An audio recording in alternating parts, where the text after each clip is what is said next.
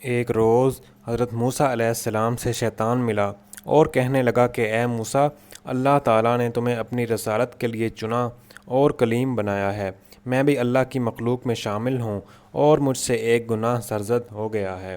اب میں توبہ کرنا چاہتا ہوں۔ آپ خدا سے میری سفارش کیجیے تاکہ وہ میری توبہ قبول کر لے اور مجھے معاف کر دے۔ حضرت موسیٰ علیہ السلام نے خدا سے عرض کی اور سفارش کی کہ شیطان اب معافی چاہتا ہے، اسے معاف کر دیا جائے۔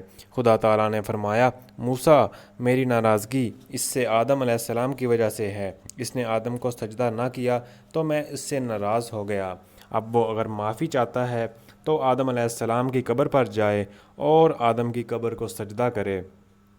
اگر یہ آدم کی قبر کو سجدہ کر لیتا ہے تو میں اس سے راضی ہو جاؤں گا اور اس کو معاف کر دوں گا۔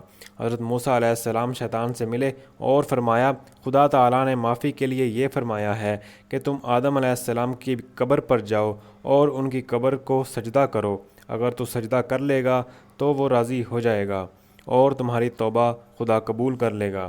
شیطان نے کہا، رہنے دیجیے، جب میں نے آدم کو ان کی زندگی میں سجدہ نہیں کیا تو اب ان کے مرنے پر ان کی قبر پر جاؤں اور قبر پر سجدہ کروں؟ یہ کبھی نہیں ہوگا۔